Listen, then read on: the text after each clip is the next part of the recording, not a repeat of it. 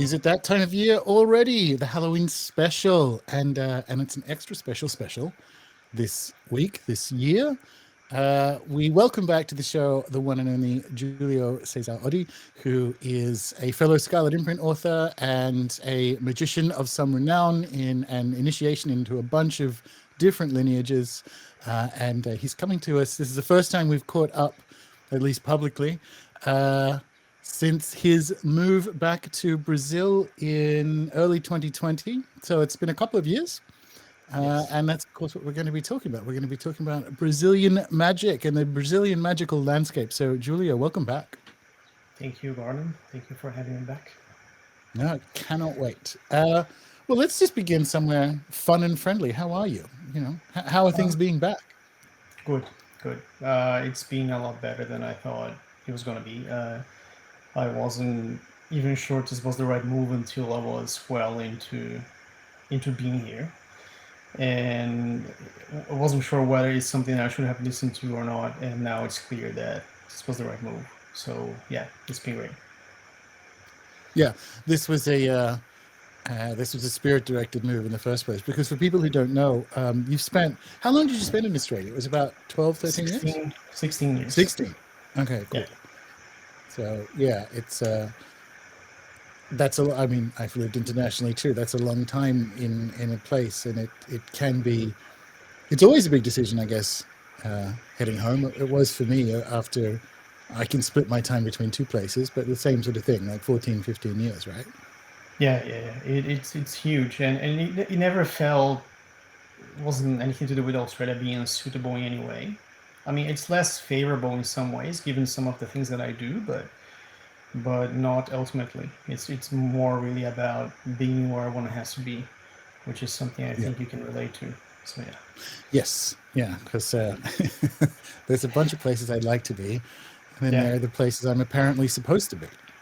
correct, pretty much. Yeah. Yeah. Cool. I was thinking about this as we were doing the setup. Uh, this is the Halloween special, and how does something like what does Halloween look like in Brazil, generally speaking?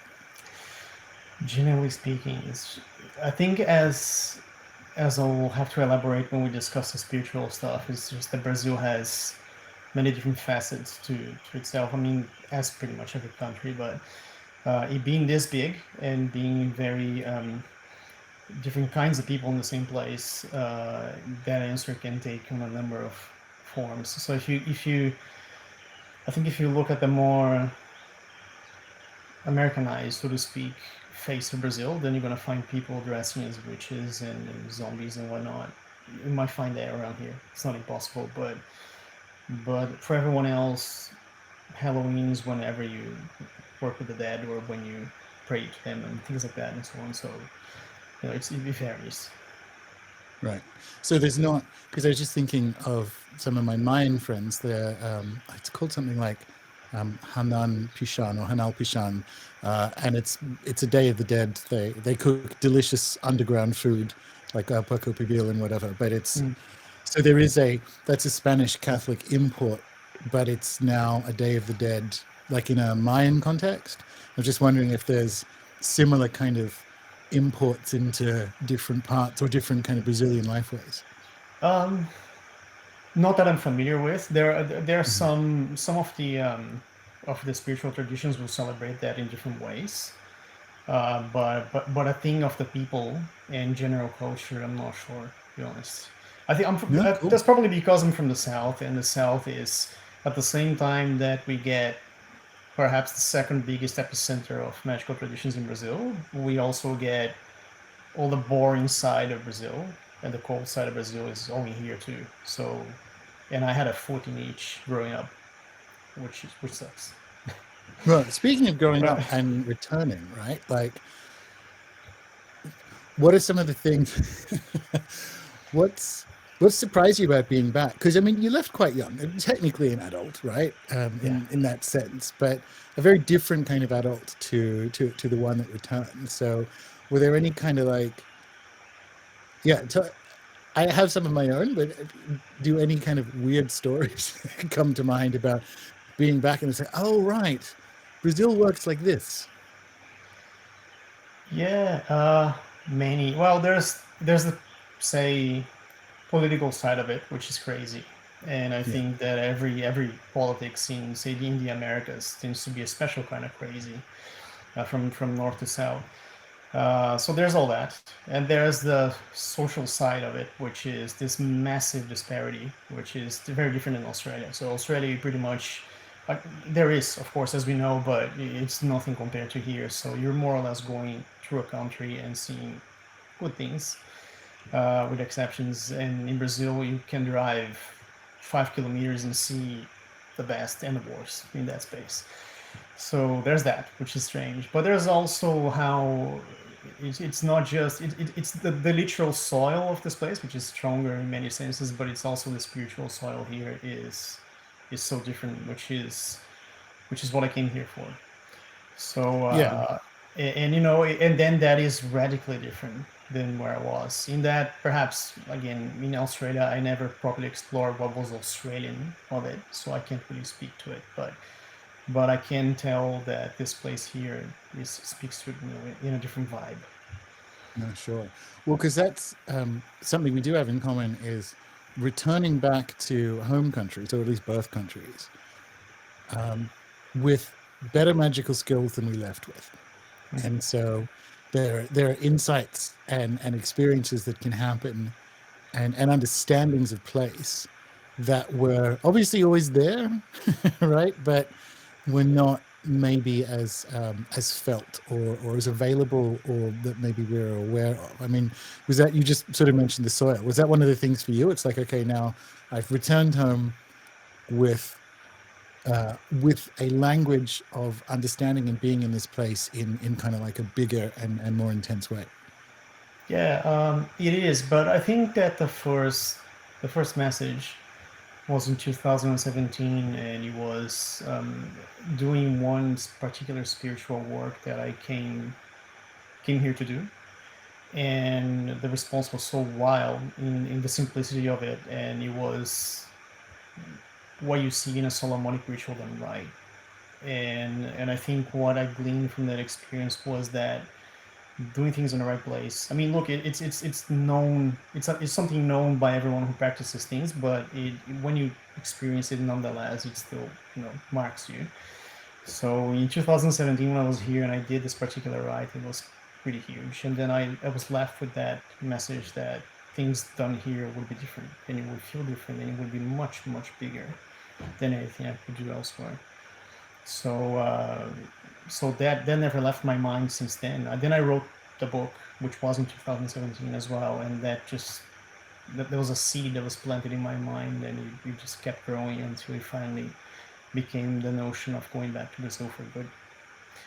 Yeah, actually, books will do that. Uh, Yeah, they're also, I think, good beginning and ending points, because in many respects, Magister Officiorum is like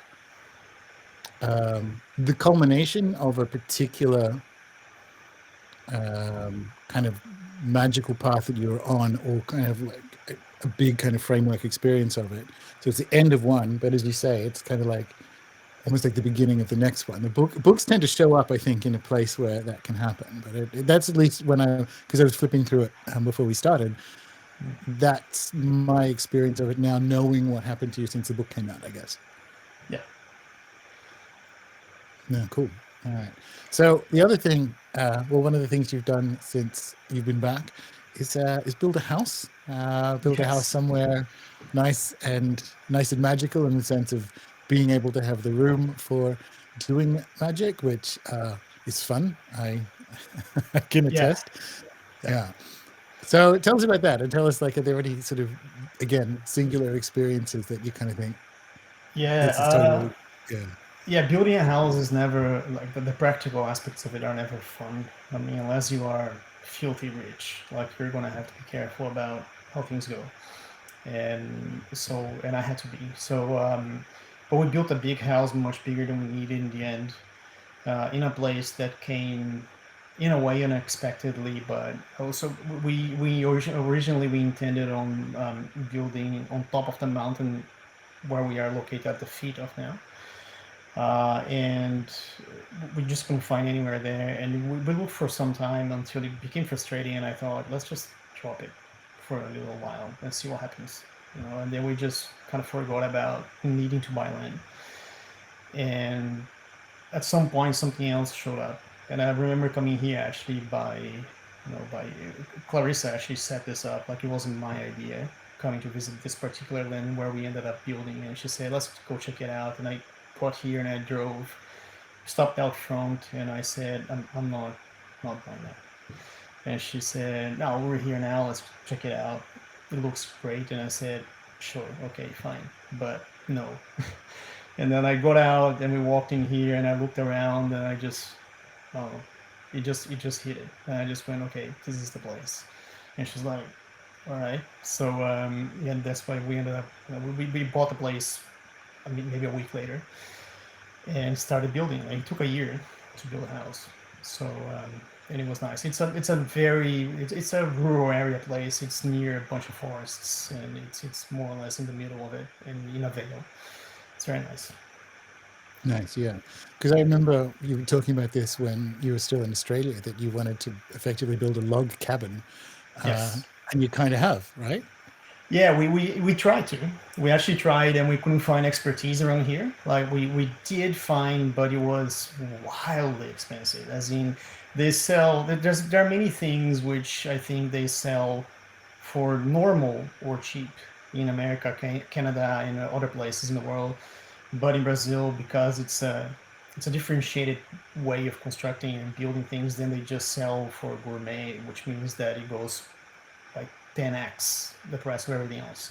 So it was like either a millionaire log cabin of half the size of this, or a Yeah. house of this size made of wood, which is what we ended up doing. So yeah, and we love it the way it does now. We went for like a barn style sort of thing, and it Good. happened, and it's awesome. So we love it. Yeah, Yeah, awesome, cool. All right, and again, room to do what you do. It's yeah. There's because yeah, there's just plenty of room, and given that the plan was always to build these little dwellings for each of our practices, and they all have to be in cases separate to each other, and so we have a river that crosses the borders of our property, and so some things have to be there, other things have to be far away from the river. So yeah, uh, but there's plenty of room here for all, and so yeah, it's uh it's good when it all works out, isn't it? It's when you yeah. can kind of like go, oh, awesome. It's the gang's all here. Yeah, indeed. It was. We're still the last of these dwellings was finished building last week, Okay. and so yeah. So now we're pretty much down to not needing anymore. So it's just that's done. No, brilliant, brilliant. Well, so the Halloween special, we're going to be talking about Brazilian magic and the Brazilian Yeah, magical landscape for a couple of reasons. I think, and uh, this isn't an uncommon or controversial thought, but Brazil is kind of unique in the world because of its history, same as anywhere, I guess, but it's unique in the world, I think, when it comes to magic. It's the combination of cultures and historical context and land and plant spirits and all the rest of it make it a unique and uniquely fascinating place, but also kind of a teachable place.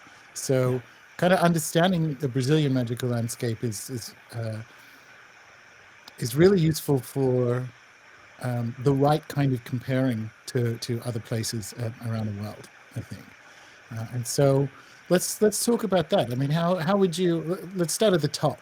Like, let's do like a overview of Brazilian magic, and if you agree, like, do you think there is something unique about Brazil and why that uh, might be?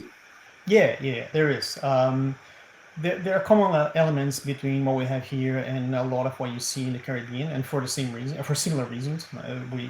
I think, from Brazil to all the way to, well, North America, we have a situation where slaves were brought over, and they brought with themselves their own spirituality. In some cases, that crossed with indigenous spirituality, and that thing that got formed from that got sometimes crossed with European spirituality of any kind that came over here.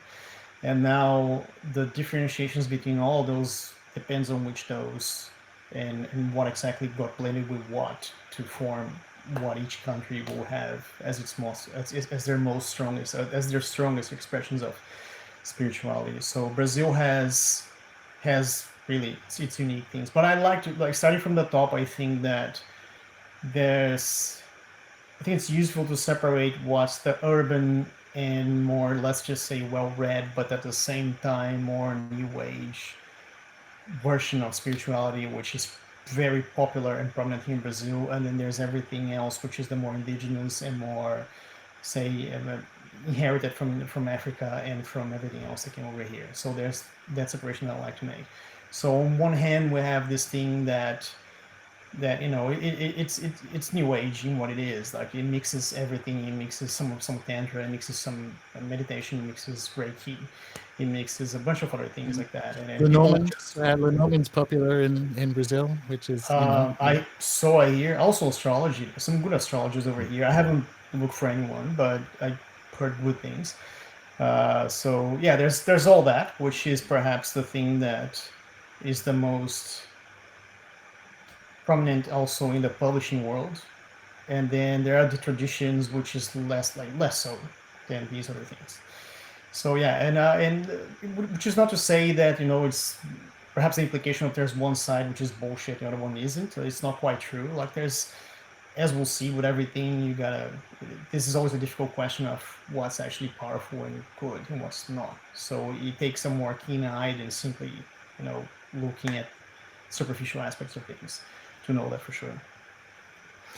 So yeah, I mean, my overview is that there's these two sides. There's the urban side. There's the learned magic side, and it's that in itself is its own has its own shit show aspects, which is now people having perceptions about what's Solomonic magic and what exactly is that. There's some of that stuff which got popularized by Paulo Coelho, who's one of the more famous authors we have in Brazil of spiritual-ish sort of writing, and his musician partner who was Jose, who also used to talk a lot about this all over the place kind of spirituality, but he was incredibly talented, so that counts for something. And Telima was popular in Brazil too, and I suppose it still is. Like there is still anything that comes from Telemic stuff in some of Paulo Coelho's books that I haven't read them in like 20 years, but. So that blend interests me, right? So that if we talk about, and urban is good enough, if we talk about that sort of, it's like everywhere has a new age. When I was in Merida, and I had a couple of consults in Merida with like Mayan shamans, there was a lot of astrology and Western astrology. Like Mayans actually have really good astrology, but there was angel cards and chakras and things that I use them. I don't use angel cards, but I definitely use chakras, right? So that was very different to being further out in Yucatan and talking to Mayans it was a rural, I guess, rather than jungle context. Same thing in Peru with like curanderismo. My favorite example is in Pucallpa, right? So it's a city in the middle of the Amazon, and it has that. I would struggle to call it learned, but it definitely has like the town magic, where the curanderismo has a lot more 1970s yoga stuff. And then obviously we go out into the jungle on Dieta, and it's pure Shipibo, speaking Quechua, all the rest of it. And it's not like, as you say, one is better than the other necessarily, as much as it is they both have problems. I guess. Precisely. Yeah. I mean, it's difficult stuff, like it's always difficult stuff. Like it doesn't matter how or where you go. And look, we're in 2022. You're hardly going to find a place, I mean, that I know of at least, where you're not going to find these blends, where you're not going to find, different strains of thinking influencing spiritual traditions in some way or the other. And even in the more traditional side of spiritual Brazil, like it's not this isolated thing that's impervious to say European or Anglo thought. Like it's not like he has absorbed a bunch of it. Sure, the main currents are blends to begin with, right? Like because they're diaspora traditions are in new land. Yeah, correct. Yeah. Oh, cool. Right, that's a good distinction. That's a good kind of like to bring you back to that this top line idea that somewhere, I don't know, maybe there's a word in Portuguese, somewhere in between like learned and urban, but again, not learned in the way like grimoire tradition Yeah, versus not it, like that, but there is definitely a distinction. yeah, it's more figments of learned, and that's it. There are obvious, there might be occultists who will do serious study and practices and never speak in public about it. Of course, everywhere it's like that. So yeah, it's more about figments of things. Like even if you when you mentioned you saw the Lima in the early Paulo Coelho books, and it's true. Like I think for a while he was a him and Paul and Jose Seixas were huge fans of Crowley and all his work, so they would have absorbed what they thought was the Lima. So well, actually, what you see in the books that they had and they talked about at the time back in the day were more of this like pseudo satanic sort of thing that they imagined Crowley was, and it wasn't quite that, but they thought it was. So they had these cool pentagrams, and if you invert the pentagram, it's more satanic and so on. So you see, it's stuff like that. So there's figments of it, but it's not the Thelema that you see in England. It's not. All right, so next level down or next thing to say once we make that divide when we go back to the Brazilian landscape? Um, you mean the other side of it, which is the traditional side of Yeah, spirituality? let's Yeah, yeah. So then you have, well, look, it's impossible to talk about that without mentioning Umbanda, which is probably where everything like it's not where everything started, but it's where things more or less coalesced in during the time where we were already documenting this stuff over here, because traditions were always in motion, but a lot of it we lost or we never actually caught because it all happened inside either societies or groups of people who never bothered to sit down and write. So they were always in motion. But from Umbanda and on is when people were already bothering to say, hey, that group of people there used to work this, and that spirit, and this is why.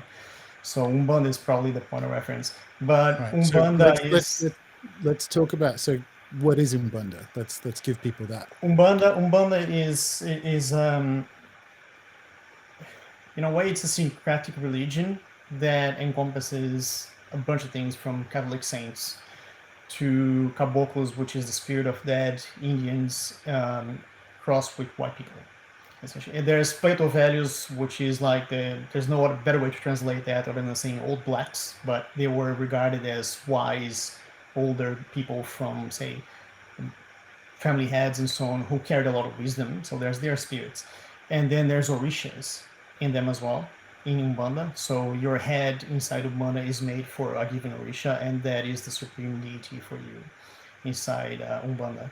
But they also have Exus inside Umbanda. So Exus and Pombagiras, which are these, say, lower spirits, so to speak. And then the conception of what exactly Exus are in Umbanda is really Umbanda's conception of it. It's not the end-all conception of what Exus are for other traditions, because they are not only in Umbanda, they are in different traditions in Brazil. So, but Umbanda is that one, and Umbanda is there's actually a good paper that it's in Portuguese, sadly, so no one's going to be able to read it. But it's a paper that I may link for this post for those who can Please. read, Yeah. by Ruda Silva Celo da Costa, and this person made a historical overview of what happened since Cabula, which is our first established practice in religion here in Brazil. Aside of course from Catholic religions and official canonic religions, but it's the first of these calundus, which is these African Brazilian religions that got formed here that people recognize by name. So from Kabula, things evolved to a different thing, and things got mixed with a different thing, and then they eventually became Umbanda, and which Umbanda got.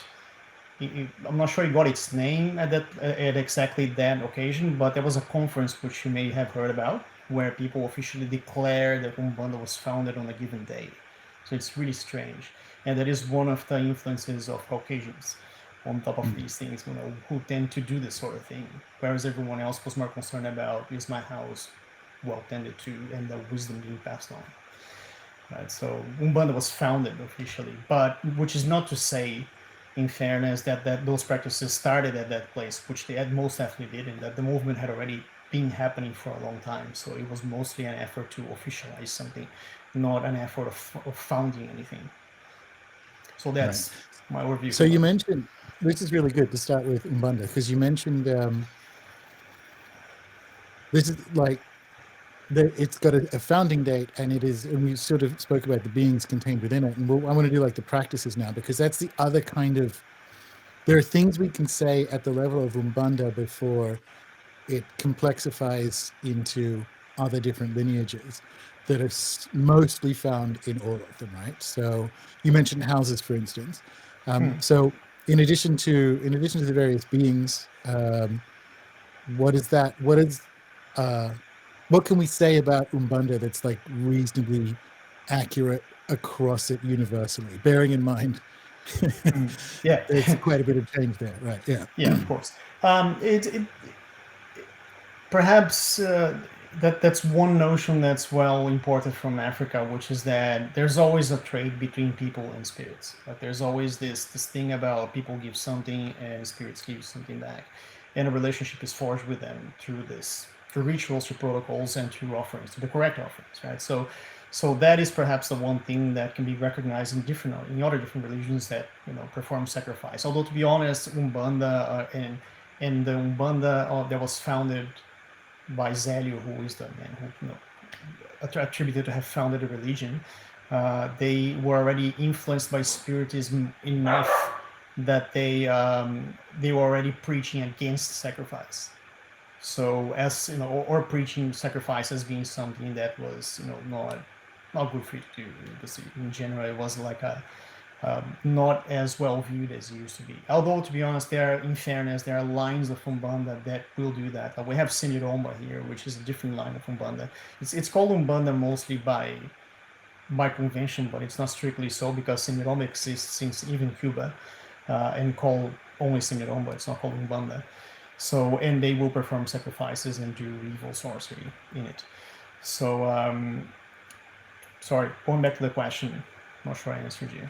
No, that was good. So It's one of the kind of like universal shapes or practices that are in it is founded on spirit exchange. So yes, that's one of the correct. things that we can say. So Yeah, go on. Yeah.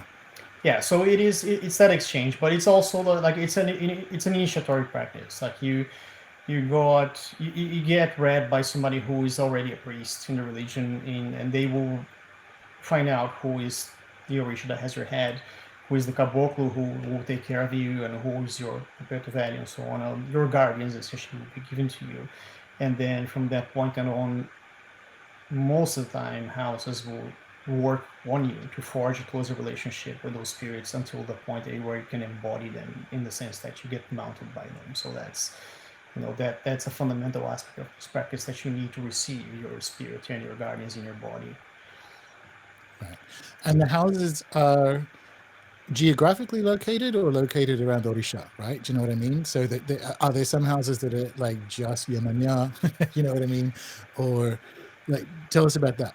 No, there will be always either a father or a mother to the house who will have their main Orisha, and they will most likely name the house after that. So house of so and so, of so and so spirit.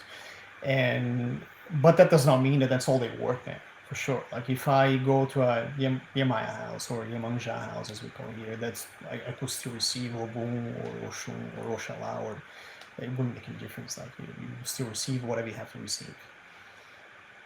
Cool. All right. So spirit exchange offerings, an initiatory system where you move into a house, not move into it, but like you join a house. Yes. And the process of that is there's a priest or priestess figure in the house who will determine effectively your spirit team, like as you say, which Orisha Yeah. has your head and all the other things. And that's the beginning of your um, official engagement with those beings. And part of that ongoing journey includes effectively a form of possession as part of it. Yes. Yeah. It's a crucial part of it. Nowadays, you see you'll see houses diluting that a little, and it's mostly because it can be an excruciating process for some people. Like it might require isolation, it might require and a good while of isolation. Actually, that mean like 2 weeks or a week or something like that, which may sound easy when you're speaking in numbers, but when you're in there, it's not that. So and of course, increasingly as society has its problems solved by technology, less and less people will be seeking out spirituality that requires them to sacrifice so much, not just time, but to go undergo painful processes. So you see houses nowadays not doing things like that. Pretty much they will declare, well, you have so and so spirit in your head. One day you may get possessed by them or not, and then you know so yeah, things change in time, and it becomes harder to find those houses. No, cool. But I think we should move to the change stuff now, right? So Mm. Umbanda is let's jump back up to like let's call it the town and country divide. Umbanda is what, 60% country, 40%? Because as you say, the spiritism and whatever is in there, and that's much more of that urban interest in what happened in Europe that you find in kind of South American cities. But that's clearly in there. I mean, this is just a take rather than like an official statement. But the version of Umbanda we're talking about here, this kind of like universal one, the mother of other bandas, right? Um, what do you reckon? 60-40? Is that a good blend? I reckon that depends on the house. Like I think Okay. that even when we say things like umbanda, like it's good speaking like that because it helps the conversation flow and it helps us figure out what we're talking about in a general sense. But the umbanda that gets done in the house of somebody who I may know for actually having been a good or one person or a series of persons having been very good preservers of tradition will be a very different Umbanda than the one that you may find in a say urban center. And it tends to be the case, in my opinion, the urban centers lend themselves not as much that sort of thing. They Hmm. tend to have and to attract the more urban types of people who are not necessarily seeking for the more, for the lack of a better word, hardcore version of things. But that's not a rule either. Like you may find exceptions like everywhere. So it's not Umbanda that you're gonna find. Like if I had to just say, I could say yes, but it would be unfair to say there's some people who actually will practice Umbanda in a very old way, sing the old songs to the saints when you open the ceremonies, and when they receive issues, they will work the issues in a very like there's this punitive way, this strong way to actually treat them, but that's for their education and so on. But then there's other people who work this in a very different way. So yeah, it really No, depends. cool. That's good. That's clarifying. All right, so um, we've taken the story to this universal, to the point of um, this universal Umbanda that doesn't even like none that doesn't exist, but it sort of doesn't. Let's take it to the complexifying further levels of other streams that kind of developed out of that um, in the story of Brazilian magic. Yeah. Uh, Bond is actually, in fairness, like this is probably a detour, but it's a worthwhile detour. When I say Umbanda, this is really, I think it's no doubt the most popular tradition here in Brazil. But Sure. that's of course not the end all. If you keep going further north, you're gonna find different things like Jurema you may have heard about, which is Jurema is a tradition that's founded on I want to say psychedelic, but it's not strictly that. It's a sacred plant which you drink a tea from, and the plant is associated with a story of Jesus having crucified and died by this tree, and so on. And it's a tradition that involves a lot of, say, wisdom from the indigenous peoples that were here before. And so you have houses of Shurema who have the African influence and who will also have this other side, and some of them will have nothing to do with Umbanda. Although to be honest, Umbanda has been penetrating that tradition as well, in the sense that now you have people from Jurema working pretos velhos and spirit from Umbanda inside their houses. So that's a phenomenon that's been started happening. I read a few white papers already by people who are academics and also practitioners of Jurema who say the Umbandization of Jurema, and then they're talking about how houses are getting impregnated by all these notions from Umbanda into themselves. So So how old is Jerome then? Like, is it older then, or is it in a good way, not in an accusatory way?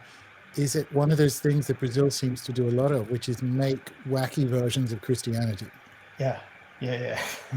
Yeah. Older than Umbanda, I'm not sure to be honest. I don't think anyone would really know for sure because Jurema again, it's not something that well, they didn't have the benefit, so to speak, of being founded by anyone. We more or less at some point identified as the thing that people would call it, in the north. Yeah, okay. They would say we do Jurema here, that's it. But the wisdom of say the use of pipes, which comes from the indigenous tribes, and that spiritual knowledge that God exchanged with them, and the pipes it's probably one of the main instruments in Jurema, which is the pipe and the smoke, and that comes from the indigenous one. So I mean, when did that start? Yeah, true. Like the use of the plant ally is older than Yeah, Brazilian colonization, but the blend comes with the. Yeah, okay, I follow that. So yeah. the stories of the plant ally relationship are retold in a wacky Christian context, and Yeah, that's your Jurema. Yeah. but Jurema has a lot of say, Christian elements aggregated with it, and people say often that it's people did this because it was easier to disguise behind Christian saints, but that's not strictly what happened. Like if you did when you're objectively working the saints and calling them because you want their influence, that's not the same thing as syncretism. Like you're Yeah. actually aggregating them into your practice, which is what happened in some places. You have King Solomon in Jurema. Like there's a table which is laid on the floor for King Solomon in some houses. And of course, it's not Solomon in the same Solomonic sense of Solomonic magic, in that you're evocating spirits and so on, but you're calling Solomon as an authority, as a figure of authority, to bring good things for you and authority over the spirits that you want to work with. So, and where did that come from? Again, we don't know. Like somebody must have brought this wisdom, obviously, from overseas to here, and that got aggregated into practice. It makes sense, right? Like the story, it makes good magical sense. The story of Solomon building a temple for God is someone you want to bring into the temple you're building effectively for God. Like it's kind of why the grimoire tradition has Solomon in it, right? It's that same, you pick the form that. So the logic of it, it's not like, as you say, it's not hiding behind. It's actually incorporating that magic into it. So I guess that it tracks. Yeah, correct. Yeah. So I'm sorry, you had asked me some other question about the other series of Umbanda that came out. Yeah, like so once we get down there, because I want to kind of hit some of the words that people know, and like Candomblé and all the other ones that Yeah. don't end in Banda, right? But actually, Yes. talking about Jurema, this is something that's, I think, critical to understand about the Brazilian magical or spiritual landscape, is that, and I mean this lovingly because all Christianities are wacky, but like it does make a bunch of wacky Christianities, right? Yeah. And some of it is, as you say, like not cynical, a deliberate concealing of an earlier or forbidden practice behind, state-approved symbols. But it's better understood in more cases to be like a deliberate incorporation of other beings into a practice of relating to beings, right? So you actually are bringing in specific saints in addition to other spirits, and that's kind of crucial because there's other parts of the Brazilian landscape that I think we'll get to, but that's almost like, I don't want to say above Umbanda like it's stacked historically, but it's a way of contextualizing how it is that Brazil has all these incredible traditions. Is that fair? Is that a good way of saying it? Yeah, it is. It is, and it's true that it's wacky Christianity, which is always the kind of Christianity that attaches itself to these living traditions from over here. Like even in Haitian voodoo, you have some saint worship in it, and it's also wacky from the point of view that obviously, if you talk about church canon, it's a no-no. but it nonetheless gets done. Over here, I've seen openings for Umbanda sessions that will seem to say 3, 4 saints, and you're asking them for the permission to work with those spirits, and you're asking them for the support and so on and so forth, and then you start working the rest of the spirits. So that's the order of callings, but that's also, as you can see, it's a recognition of their superiority to everyone else who comes after. Like, you're first of all getting their blessing and their permission to do your thing, and then do your thing. But that they will help you, it's a wacky notion from a church going point of view. Yeah. Yeah, no, exactly. Yeah, because Yeah. there's something. I think this is kind of a key for me anyway, from the outside, to understand Brazil, because over the last, say, 25 years, things that I consider genuinely wacky and not in a good way, like that sort of televangelist, um, horrible Christianity, that Yeah. horrible televangelist Big Ten Christianity has made tremendous inroads into what had historically been as long as you didn't look too close, Catholic country. Yeah. So there's something about Brazil that likes a wacky Christianity, I think. Do you know what I mean? Yeah, I do. Yeah, and even that variety of Christianity that you mentioned, like again, of course, that's used to carry out scams, as we all Yeah, know. But that's also a way to carry faith at the same yeah, time, right? And it's also a way to perform miracles if done right. But so it's not, that is bad, or as most people, I think, or that I used to run into in this space, used to think Christianity equals bad, but that really yeah, depends. That it's not as simple as that. yeah. Cool. All right. So from Umbanda, let's talk about some of the other kind of terms and developments out of it. Yeah. There's I don't want to get into Kimbanda too early in this. We will. There's room for that. Yeah. There's Candomblé, which I think is like, I'm not. It's probably worth mentioning. No, I don't know much about it, to be honest. And Candomblé is, again, it's a catch-all word for referring to a bunch of religions. There's Candomblé de Angola, which is then the Candomblé that pulls towards Angola and the Congo spirits. And that's, anyway, in practice, that tends to happen. They still tend to blend Orishas into that. Like, hardly gonna find a house that really works only Congo spirits. And as we know, in Congo, they had a different set of spirits than Orishas, which are Nigerian mostly in origin. But you have Candomblé Gege, which is the Candomblé which is associated with the Loas and the Voduns, the spirits from Benin and a different region. So Candomblé is really Candomblé of something. Like, it's not Candomblé Okay. itself. Then it really depends on what you're talking about. And even inside Candomblé Gege, it will depend. Say, oh, so you guys work Loas? No, not really. Like, you work Voduns, and you may even work some Orishas in the mix.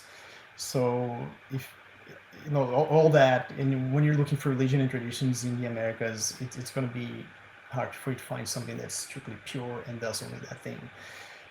So yeah, Candomblé is a catch-all word for a bunch of things that get done here. And again, it goes from the very interesting to the really strange and blended with other things, which may not be everyone's cup of tea.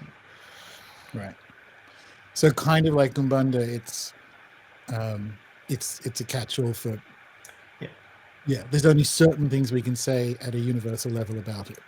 Yeah, they tend to be a bit more liturgical about their approach. That's, Mm. again, not a rule, but it tends to be more about a more structured religion, and then Umbanda in many senses. And I think I forgot to mention as well, we have towards the south a more popular form of Orisha cult, which is called Batuque, which they Mhm. call Nação here, which translates to nation, which doesn't mean anything, but well, it does mean, it's a reference to the nations of Orishas that they have. So this practice is actually more closely related to the Santeria that you see in Cuba, which Okay. is more, it's a less, like, you won't find blends with, say, Preto Velho, Caboclos, and things like that. It really is only Orishas and some dead people, and that's it.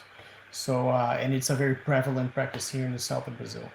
So and they also are a more liturgical form of cult. Like, there's a very rigid structure in a house, and it's a very um, say, new people have to do a lot of hard work. There's all those. I'm trying to phrase this as simple as I can. So a lot of new people have to do a lot of hard work. You have the priests who get a lot of, say, authority in it, and you have obligations to that person in real life. So even though we're here in 2022, but if your, say, father or your pai in that religion will call you to do some work, you're gonna have to come and do it.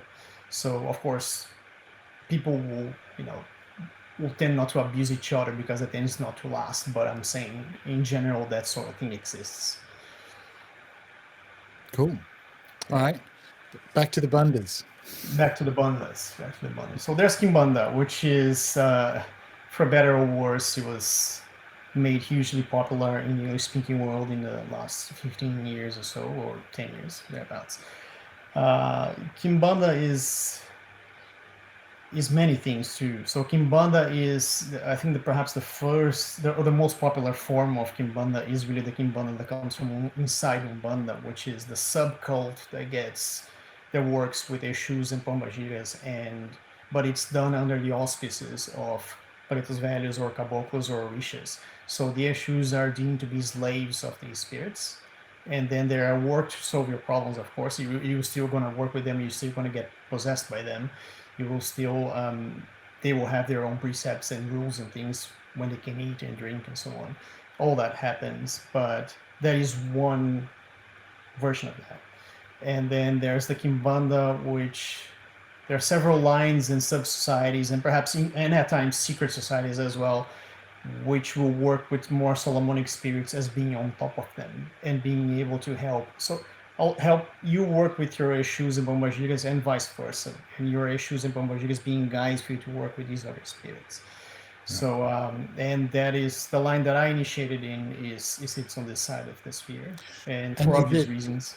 Yeah. Is it reasonable to say because of that, again, by and large, because you can find people, I assume, fairly into their occult practices and like ritual practices in that sense at a non-Kimbanda context, but is it a reasonable statement that the kind of people who would be drawn to Kimbanda are actually interested in stuff like other forms of ritual magic and like more nakedly occult practices rather than spiritual practices, which is kind of another way of talking about, Umbanda style stuff? Yeah, you would be fair. And there are a few other cults in Brazil that also will lend themselves to that same truth. But yes, it's true in Kimbanda, and I think I was reading a paper by Don Carr that was a while back, in which he mentions three kinds of Kabbalah that he understands. One is the Kabbalah, which is the Jewish teaching that came from over there. There's the Kabbalah with a C, which is what Agrippa wrote about and a few other people, which is the Christian interpretations and Renaissance era interpretations. And then there's the Quabala, which is with a Q, which is what gets put forth by the Golden Dawn and so on, which is more parallels with the Tarot and the Tree of Life and so on. Fine. So there's these three types. And I was thinking as I was reading it that we have in the Americas a fourth type perhaps, which there may be a case for saying that it may fit in the second category, but nonetheless, a fourth type, which is all the Solomonic knowledge that came over to the Americas that got absorbed by living traditions in some measure, in some ways. So over here you have the word Kabbalah being used for treating and for referring to all kinds of Solomonic knowledge which made into the cult which you're a part of. So, and if you go to Trinidad and if you go to an Obiaman, you may hear them saying Kabbalah to refer to Solomonic knowledge which they absorbed, which is the same thing. And of course, they will have absorbed different aspects of it and different things which they found power in than people from over here in Brazil in general. But yes, so yeah, I think it is a matter of people who are already into this Kabbalah, some of that knowledge, and they found a cult that could perhaps aid and go well together, and one side aid the other side. And then, of course, we tend to say, as I'm phrasing it like that, it sounds like something that people invented. In some cases, it may have been, but most of the time, when you're talking about a good house, you're talking about a line that was actually developed through spirit contact, rather than somebody decided to mishmash these things. Because these influences, I think about this with Spiritism and Lenormand cards and other stuff. It's another kind of aspect, particularly of Brazil, but just in general of colonies, right? So Europe had its spiritism craze and its occult craze, like the 19th century occult craze that gave us the Golden Dawn and the rest of it, that if you're a colony of Europe, you're interested in what Europe's doing, Oh right? yeah. And so people are like, how did this stuff get there? It's like, well, because it was a fad. It's the same Yeah. fad that happened Exactly. to us, right? So you get Lenormand cards, you get sheep reprinted keys of Solomon, which are called, more likely to be called Cyprian books, and yeah, the ones I picked up in Peru were wild. Yeah. But like, I'm glad that there's no such thing as copyright for grimoires. But Oh no. but that's kind of important. And the reason I'm bringing that up is the kind of people who were, say, drawn to something like the Golden Dawn in the 1880s in London would be in Brazil, they'd be drawn to that same material. And that's kind of where, that's what I mean. Like you could sort of make it like a demographic assumption, I guess, Yeah. about how this stuff got in there, because the people who might have been in whatever a proto-Umbanda was called in the 19th century would be kind of into the same sort of stuff. Like, oh, cool! Like this is the spirit contact methodology that I can fuck around with, Yeah. and that's where, like, I think that's an important part of the story is the same 19th century fad, I guess. Yeah. There's material, yes, which came over, but it's not just that. Okay, I think the Fed came in amounts of people, and it came in a form of actual sorcerers who would have come from, say, France and Italy. Brazil had France as its ideal society for many, like for a long time. I'm not an anthropologist, so I can't say for sure, but it was for a very long time. Everything that was done in France was ideal, which meant that spiritism came over here with ease. So as it was going, the fever in France, Brazil tried to mimic it, and then spiritism became the hugely popular religion, which it still is today. But that's one thing, and there's all the, let's just say, the blue grimoires, which were also very popular in France, that came over here by the same hands. But there were also sorcerers and people who could practice that, who brought living practices with themselves over here, and who founded societies and who founded groups of people that could resonate their practice with one another. And then that's when these more, say, weird lines of Kimbanda got formed. We have people attribute to Aloysio Fontanelli the say creation of Kimbanda in the 1950s. It was present in 1950 that book got published. But as some people who are in older lines know, that stuff was already happening way before he wrote about. So he most likely wrote about something that he saw somewhere and saying this is how it works. But he was depicting one line that he knew, and that's not a representation of Kimbanda how it happened in all these other lines. Cool. All right. So what else do we need to say about it? Like that it has it's more of a focus on issues, and that can be, or also doesn't need to be. No, more like it is and it isn't Eshu contact under the auspices of an Orisha, and also inside Kimbanda there's more of that Kabbalah, I guess. Yeah, it really depends on where you are. So the line that I initiated in is more that, and I would have sought that for all my previous interests in magic in my life. Um, which is not to say that the other side isn't real or effective. Of course, you have excellent sorcerers working over there in their own ways, and they will be very dangerous as well at the same time that they're powerful.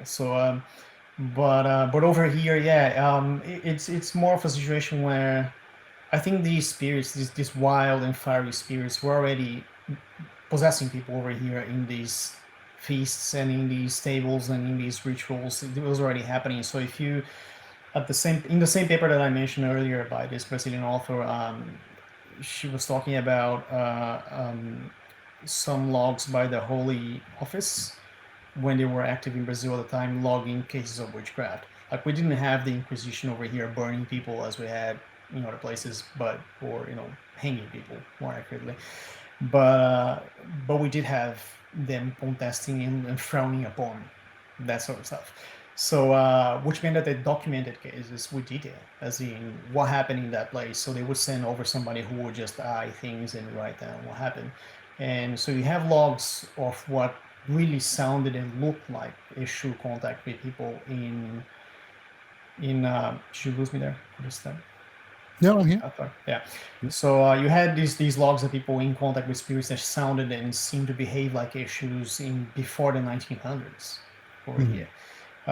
And whether, but that was essentially a more pure form of cult of Eshu and Bombagira that did not, at least those versions that was documented in the paper, don't talk about, say, spirits like the ones you find in the Virum, which is the catalog that you're going to find more closely related to Kimbanda here in Brazil. So, but which is not to say that there's a different line that I know, which is the line that started in Rio that they have pretty well documented practices before the 1930s where they already were working with those spirits from the Virum, and not only the Virum but different catalogs, which included Asmodeus as well, and working in tandem with Eshus and under their guidance. So Eshus would be facilitators of contact with those other spirits. So yeah, it's a more Kabbalistic line. And it features naturally very different rituals. Like you're not gonna find rites of evocation per se, but you're gonna find rituals where that can create manifestations that are very powerful and visible to the human eye as well, but not in the same manner that you're gonna find in a grimoire, which is let's make that spirit appear in front of us and give us something. Gotcha. All right. So, um, what else? What other levels of complexification or other kind of like um, downstream cosmovisions, I suppose, do we need to talk about in that kind of world? Let me see if I got your question. You mean So we've done Umbanda, we've done Kimbanda. Any other bandas? Anything? You know what I mean? Like, what else? Is not there that I any other know. kind of like areas we need to talk about in that world? Um, Not that I know of. I think that yeah, inside the cult of Kimbanda, probably just elaborating finishing for that. It's just you have this very hierarchical Kimbanda, which is the one that Fontanelli depicted with a hierarchy, and you have these more like the other more loose form of contact, which is you having a guardian issue, and that is the issue that matters, and it's not the fact that they may or may not be alleged to have served a different legion and or demon even it's a different story and it pretty much doesn't matter. So you have that spirit as a guide or Pombagira as a guide or both, but you don't have the hierarchical form. So you have these two forms as well existing in tandem here in Brazil. But other forms of banda, I'm not sure.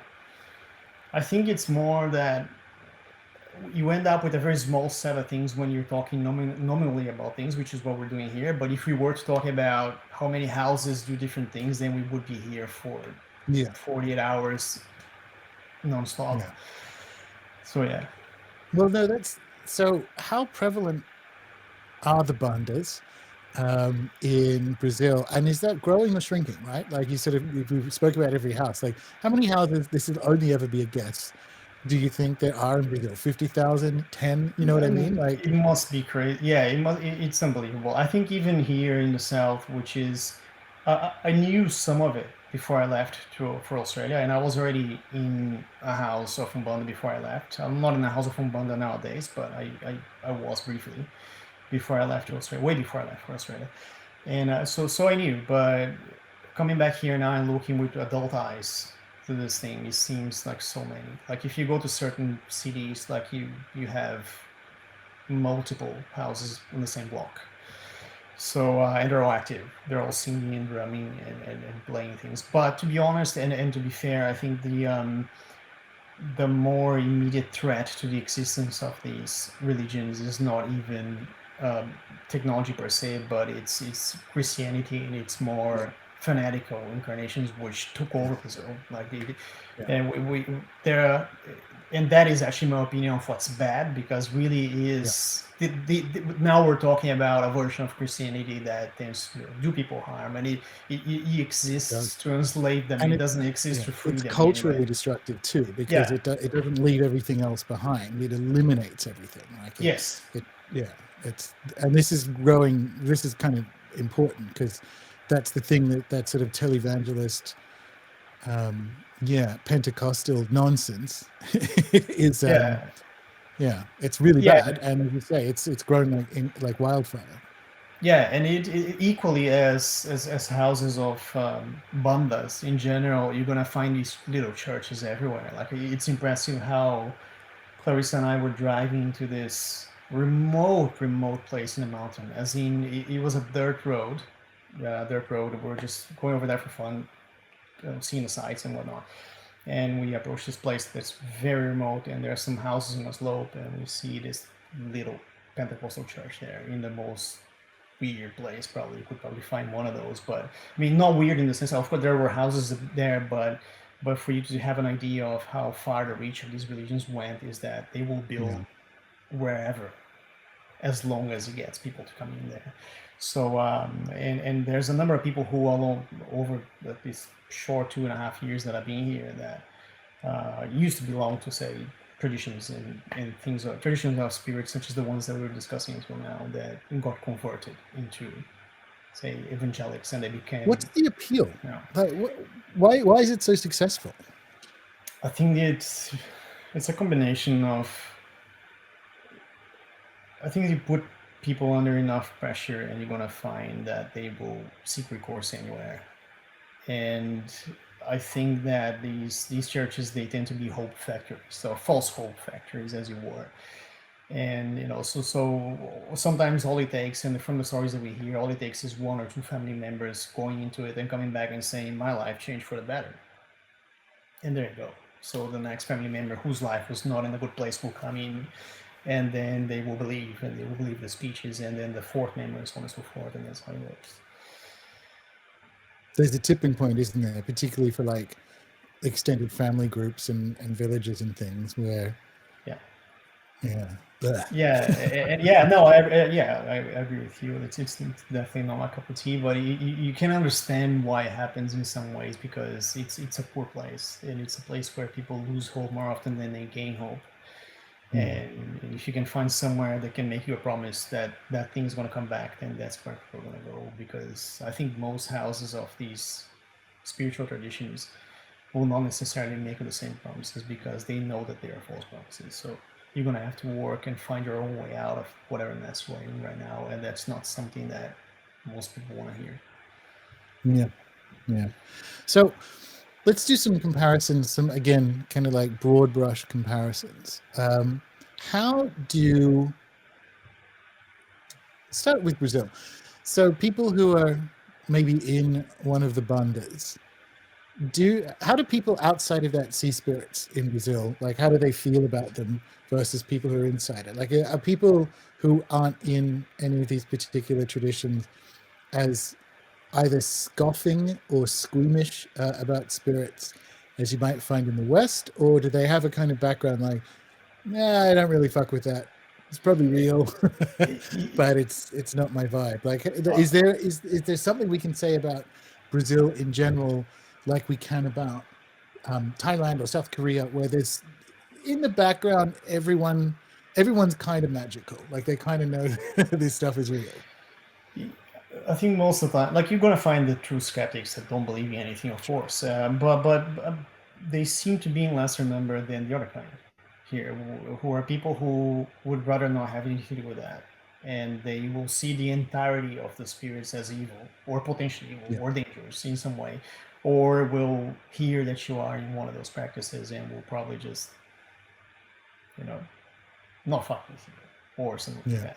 Because they understand that even if you don't do something to them, you may know somebody who will. Most likely you do know somebody who could, and then they will be frightened and so on. But skeptics in a lesser number. Everyone else of who are not from the tradition, especially the new age people, tend to think that, oh, they draw negative energies in, which, to be fair, might be true in some cases, but that may be part of a more complex work of spirit than they understand or accept. So yeah.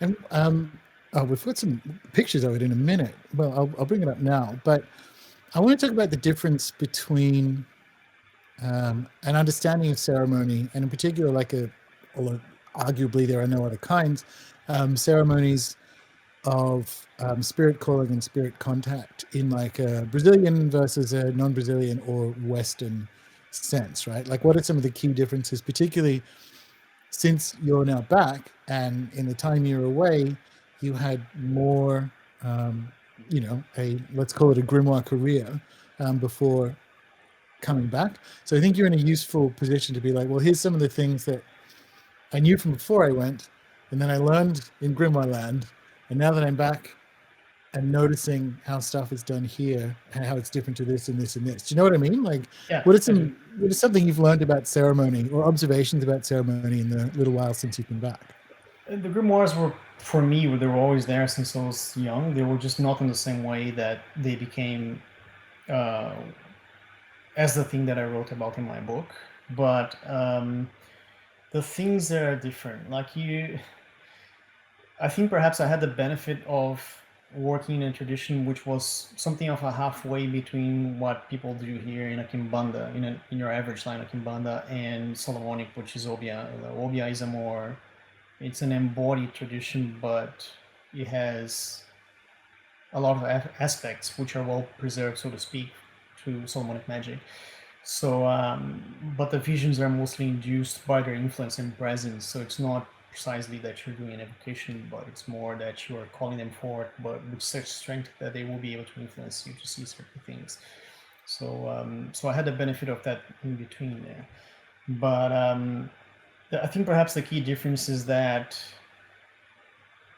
to speak in broad terms, in Solomonic magic, you're obviously working by compulsion with those spirits, and you're trying to obtain their presence by any means that you may, be willing to employ in that. Whereas in, say, the more embodied methods over here in Brazil, the Kimbandas, or the other methods of, say, the other traditions such as Teriakor, and some sorcerers that may have worked this Kabbalah in there, you will seek first an alliance with a spirit that's close to you, a guardian, who can guide you to how you would work with them. But in most cases that I have seen, it's not going to end up in you working the grimoire in a more traditional way, Solomonic way, at least.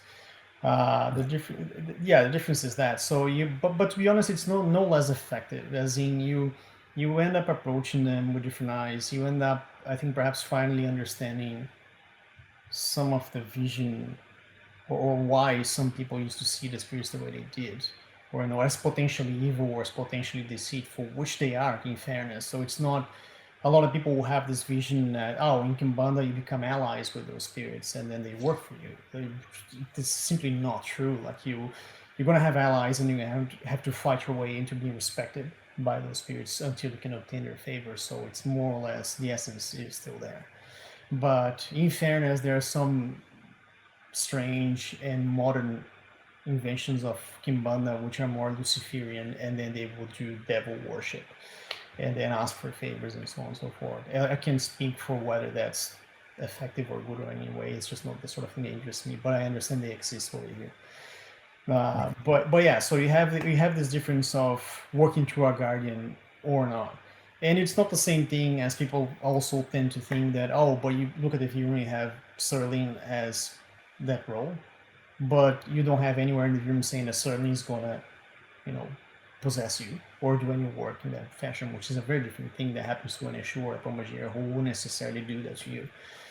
So yeah. No, cool. All right. Um, that's an interesting point. So if there are, as far as you're aware, sort of like Luciferian or more Luciferian Kimbanda houses, that I presume that's a vanishingly small minority. And if not, is there? It's a good question, actually. Is there like a shared overall vision of the universe?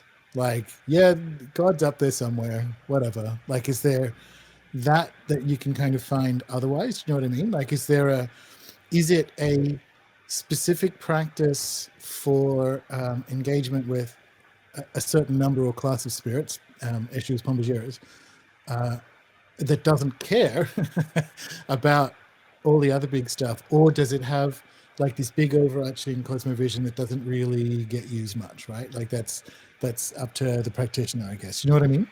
Yeah, I think there's all of them actually, and as sad of an answer as that is, but yes, you're gonna have houses that do carry that aspect of, say, ultimately everything that happens on Earth is through God's will. But the Kimbandas that I have found, and the one that I have initiated in, they are a more practical form of sorcery in the sense that, these spirits are here and they can make your life better in different ways. And they can, it's not just make your life better as well, like that would be an unfair assessment of the whole thing. They can bring you wisdom about life in the universe, which is perhaps the part that actually interests me the most in particular. It's not so much that they will give you money or make you richer, although they can do that. It's not all they will do for you. They can bring wisdom to understand, for instance, who the other spirits are, what role do they play on Earth, what can you do about so and so spirits if you want to actually bring them into your life, and what's going to happen if you do bring them into your life. What exactly are their influences and so on. And so that kind of clarity can be obtained in sorcerer traditions like that. I think I found a good reference actually in Richard Ward's Born of Blood and Fire, in which he mentions Petro or somebody in Petro telling him that religion is asking for God, for power, and sorcery is actually taking it. And it's the sort of thing that you will also find in this kind of religion. Like you will take power for yourself, through the agency of these spirits. So there's not necessarily a Kimbanda afterlife that would be separate from a Catholic-ish heaven. Do you know what I mean? So that it's almost, like it's just because it originated in a officially Catholic context. You can still, like, if we talk about seasonal festivals and the rest of it, you can go to church at Easter and Christmas and whatever. None of that's banned. You might have a normal Catholic funeral when you die, and so it's sort of associated with the practitioner. Or does it have some of that esoteric versions of the afterlife that would have come through that 19th century fad line? You know what I mean? Yeah. Yeah, perhaps for the reasons you say, they're not that incompatible actually. Like you will have Kimbandeiros having Kimbandero funerals, and you will have people doing their own thing that's separate from the church. Or, as you said, something that doesn't stop you from going to Sunday church and then coming back and working your issues, because you may be calling saints anyway, so it's not such a weird idea for you. But it's not so much of a separate cosmology. I think some people did merge that sort of belief, or even perhaps more Bantu beliefs into their cosmology and practice.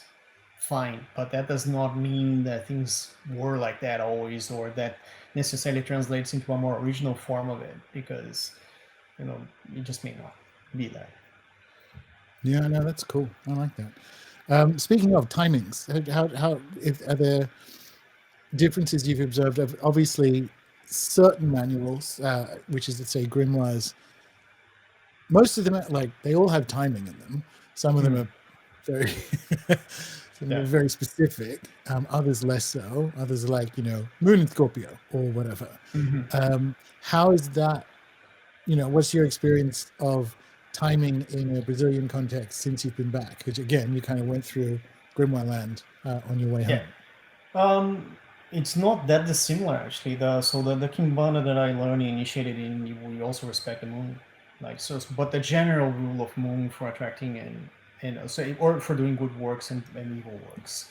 So that separation still exists, but I think because most of the work is done through the advent of pacts that we make with certain spirits, then I think the most crucial aspect is whether you know how to call those spirits first to get their presence, and then you do the work.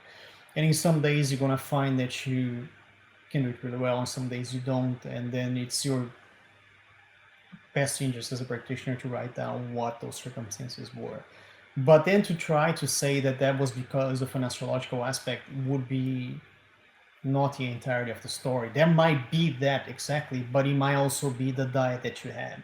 It may be the state of spirit that you find yourself in. It may be whatever dream or message or other spirit proximity that you may not be aware of that happened one night before, or 2 nights before, and so on. It may be a series of things, which will be up to you to develop that kind of wisdom as a practitioner to understand when that timing is more adequate. But to be fair with you, I think even Solomonic magic is the same thing. Like, even though the manuals may not say, hey, your state of spirit or your this or that may influence that, but it may influence that anyway, because we're still people and we're still bound by those psychosomatic rules, Yeah, when that kind sure. of works. So it's still real, even though they may not say that.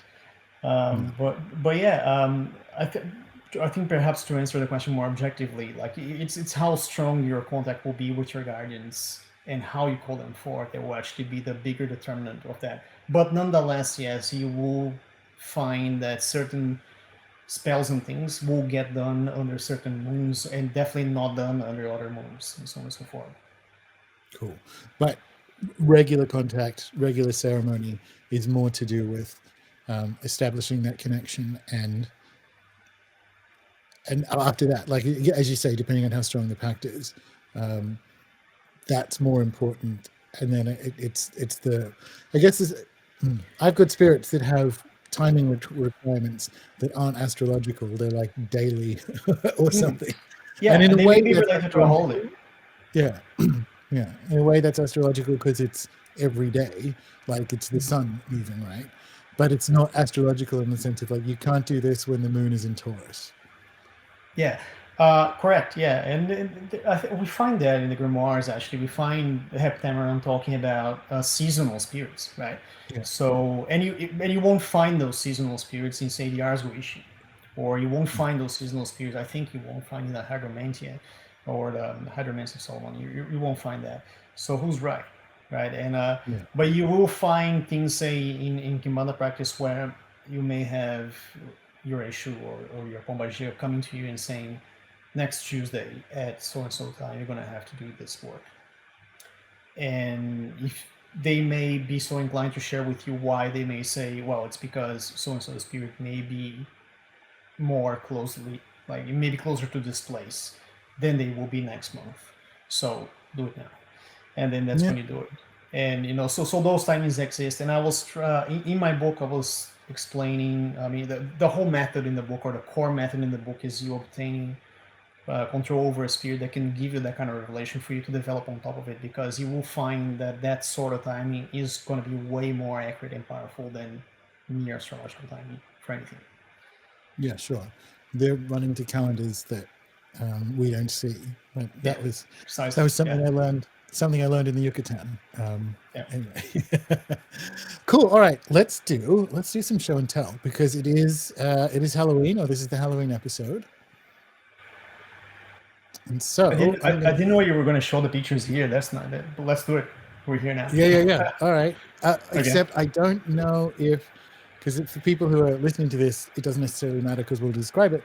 But for people who are watching it, I'm using a new um, video recording platform, and so I'm going to see if I can get this to work. Possibly not. Um, It looks like it's working. If the light reading yeah. is But I accurate. can't. I don't seem to be able to click to the next slide. Oh no, hang on. Progress bar of video layers will stay constantly. I don't know what I'm doing. We decided to. I decided not to rehearse. I decided to just set it up. To YOLO it. Exactly. All right. So, hang on. Oh, wait. No, I think I've worked it out. Talk about the first picture that we've got showing up, and I will be able to. No, let's talk about this one. This is a really good one to start with. And by the way, if you're listening to this, the excitement in my voice, I worked out something very basic about how to use this platform. So There you go. look at me learning. Anyway, so these are some photos that Julio shared. If you are listening to this, you can either watch the video or they will also be on the blog post. So you can just jump over and have a look at them. But talk us through it. Yeah, this is what we call the esfera or sphere, which is where we keep the spirit seeds inside. The spirit seeds. There's a word for it in Portuguese, which is assentamento, which is where we get the spirit to live in and to be a focal point of contact with that spirit. And this is where the room that we keep inside, and it has to be darkened at all times, and no contact of no sunlight of any kind or water actually may be in touch with those spirits anymore after the time that they're created and on. And it's strange how this photo actually shows like a white statue in the middle, but the statue is totally black, so I'm not sure what happened there with the filter, but it did appear as white, but the statue is Very cool. completely black. Yeah, it's a statue of Lucifer, because Lucifer is the say the major spirit of this line of Kimbanda. So and it's not so much a statue, but it's a wooden sculpture that's prepared in a specific way for the user to be able to hear your voice and to actually answer to offerings of pacts. So essentially, when you approach the statue, there's a way for you to bring a candle or bring something else, and there's a way for you to walk into that room and to lay down the candle and to offer a trade with Lucifer, which he may bring or not to you. And if he does bring to you, then you have to bring back what you offer in exchange a while later. So that statue is prepared in that way. Right. And is this on the property or is this elsewhere? Oh, it's in the property. So it's over here. Oh, awesome. Very cool. Okay. Yeah. Let's But it look has to the be next- removed from the house where we live. So Sure, essentially, sure. Yeah. This actually looks really Brazilian. The hats. Yeah, this is essentially looking at the other side that you're just looking at now. This is a gira of Kimbanda. It's a I want to say feast, but it's not quite feast. It's not the word. It's a party where you call them down and they embody people and they come to bring advice, to bring guidance, on to just then essentially and bring good things to everyone involved in the party and to drink and to do their thing. Very cool. Very cool. Does it smell nice? Like this looks like recently constructed wood, which you mentioned earlier. Does it have that kind of like nice sauna smell when you get in there? No sauna smell. It's fairly recent, this building, Yeah. well, it's recent enough that it's well preserved from the inside, but we took good care of it. So yeah, it does. But during the parties, it will smell mostly like tobacco and liquor than anything else. Yeah. Cool. Nice one. All right.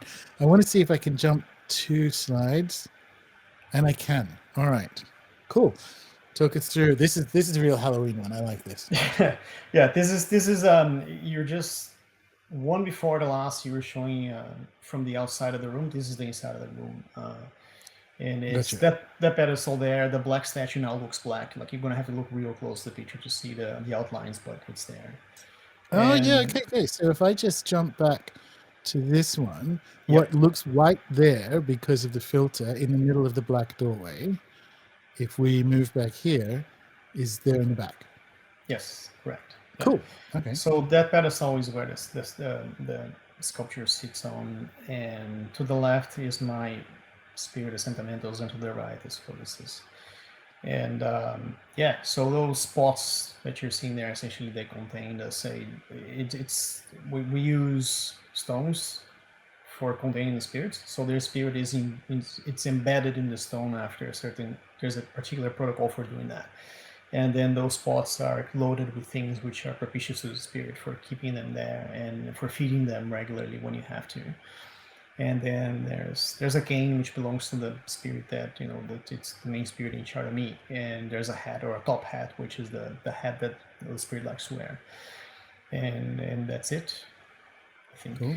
Where do you think the stone thing came from? Because like for my like shamanic Kara lineage, we have kuyas, which are stones that are kept in a mesa, and the initiation or the progression through the rites and the training involve putting spirits in them, and now that's one of the things that I have to feed daily, right?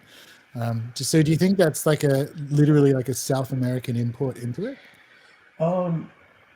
Potentially. I've seen that done in Haiti as well for Papa Legba, which is just a stone, and essentially the spirit gets fed through a clay, not cup per se. You can see some of them there on the floor, but it's a cup for feeding drinks, so you can put on drinks there. And I've seen that in Haiti. So that same approach of using a stone is used in some forms of Yoruban, more say Orisha-oriented religions as well for seeking spirits. So it's strange. To be honest, I don't know where it came from, but it seems prevalent around here, and I'm kind of shocked to hear that you saw that in a very different thing. So it may be a South American thing. Yeah, well, and because that's Andean specifically, but there are kind of the reason I know that is because I was looking at stone use or stone beings, I guess is the better word for it, in Ecuador. So like other end of the Andes. So that's like it could be. We have a lot of Umbandas, most commonly, Kimbandas here in Brazil most commonly would use statues, or we call images. So they are more, say, literal representations of the spirits, and then they're made of clay or what are such materials, and that's most commonly the sort of thing that you see. But this line of Kimbanda that I initiated in is different, and we use stones and and pots and I'm things like into that. it. I like it. Yeah. It's cool. Awesome. All right, now speak another fine, and it's a good Halloween one to end on. This looks great. Like Yeah, if I were there, I would have taken that picture as well. Just like it's really evocative. yeah, it was a good moment for taking that photo. Like we went to the cemetery to do things that I cannot admit to doing publicly. And But it was a good time. I looked to the side, and this is actually atop of the mountains up there, the cemetery, and it's sad that actually the cemetery has been closed for visitations, or at least it's not as easy to do visitations now as we used to. And that's been happening all over the place here. So I mean, it's just when I come back, the fun stops. But it used to be that cemeteries are a very popular place for sorcerers of all kinds to come and do workings and whatnot. But yes, that is a place where it's one of the main kingdoms of Kimbanda, where you work with cemetery spirits and you go to their kingdom to do the spells and things and callings to them. So yeah. Yeah. But So this is it's funny. daytime, so actually that's not what we're going to do there. Daytime is not when you're working. Well, so that's timing, and that's sort of like the kingdom thing is interesting because I was going to ask, like, I don't want you to tell me what you did there, right? But more like, is it a place of regular offerings, or is it a place of going for the requirements of a particular ritual or ceremony? Like to get a specific outcome requires being in a cemetery kingdom. Yeah, yes, to both actually. But Mm. for instance, I think the first visitations they make to the kingdoms is for making pacts with the spirits of the Mhm. places, so you can come back and do spells. And then, or in time, as you do spells, you start developing contact with the spirits that actually live there, and then that may be facilitated by possessions when you actually go to these places. So it's a process that happens over time. As in, of course, that also depends on how much dedication and how propitious it is for the sort of thing to happen to you.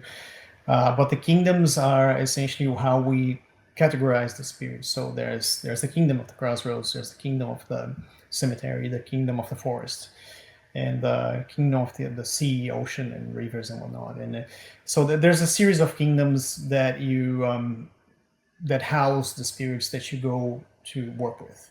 So that's how it works. And the hierarchy pretty much is not.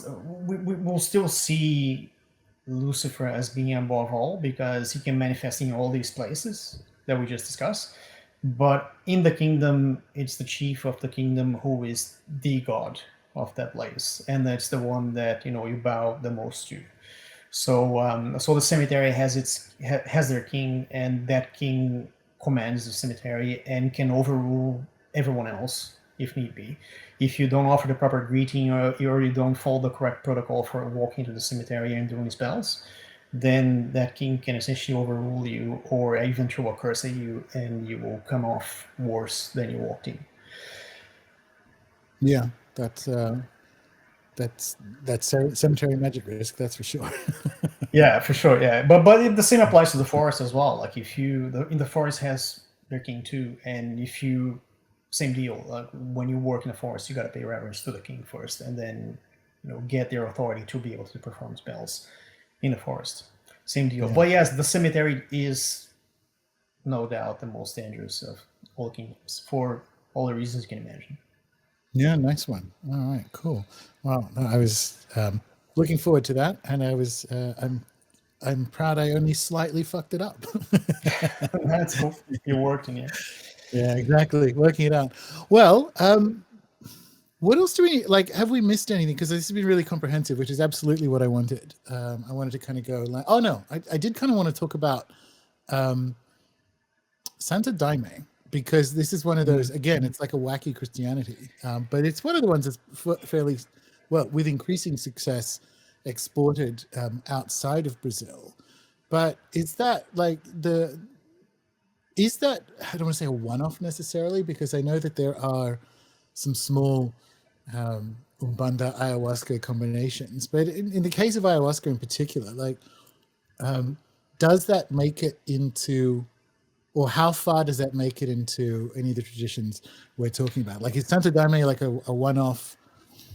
I mean, it is a one-off in its own sense, but like, do you know what I mean? Yeah. Can we consider Daime an example of something that happens, which is a blending of a particular plant spirit or plant teacher with in like a spiritual and magical context?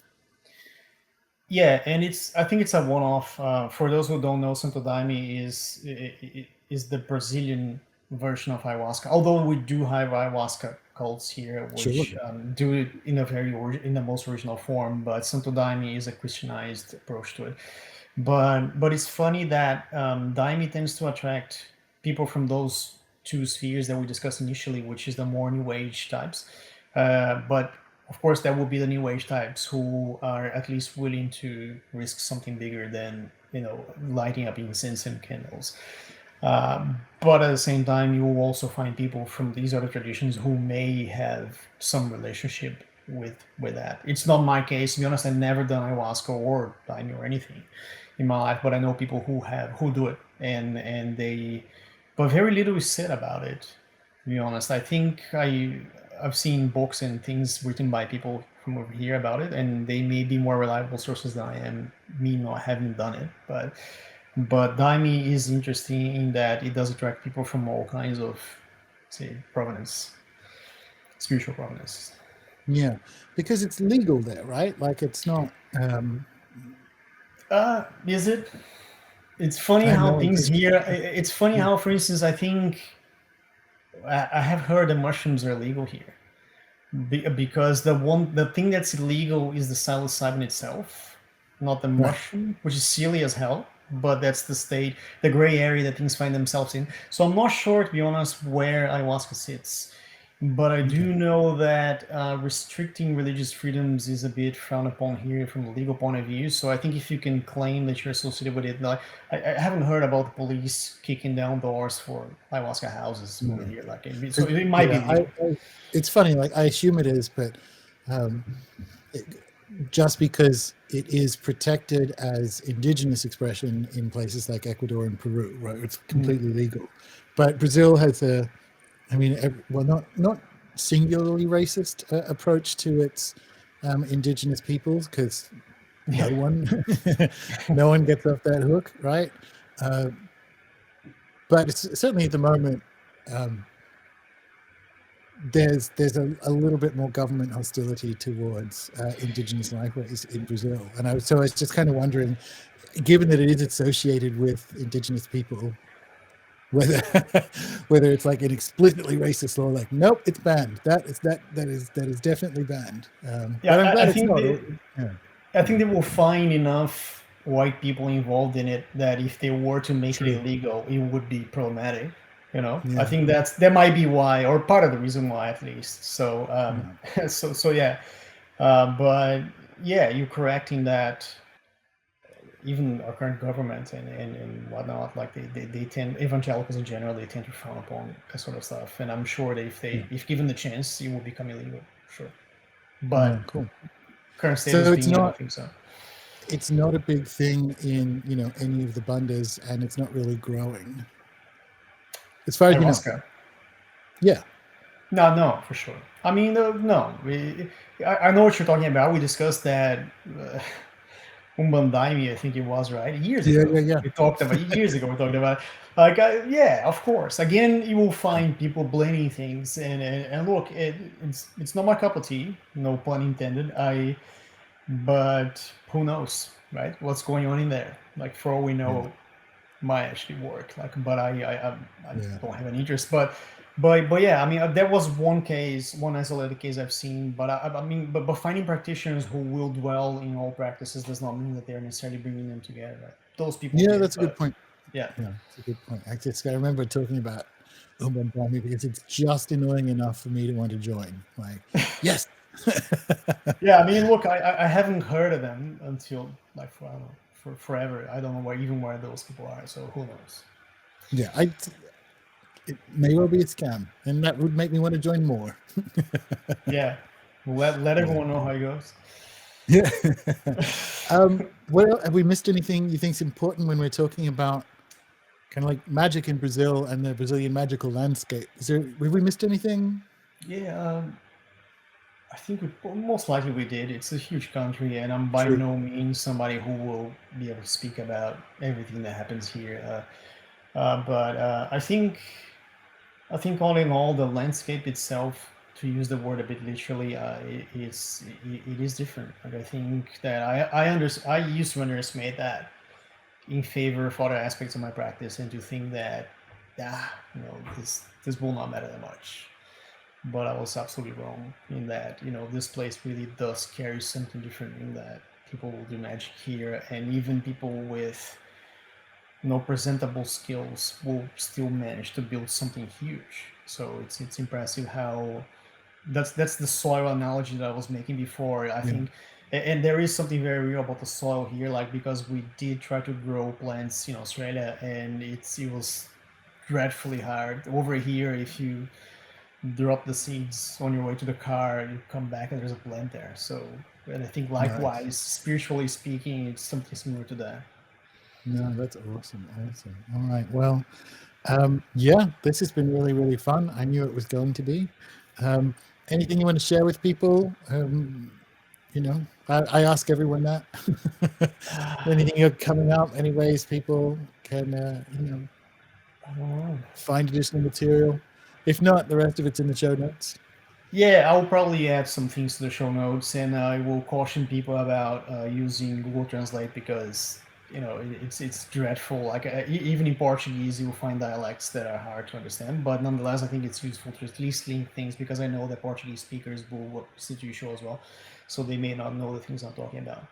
So No, sure. yeah, And there's show there's a notes few it is. Portuguese speakers listening, so they'll enjoy it. They'll be very grateful.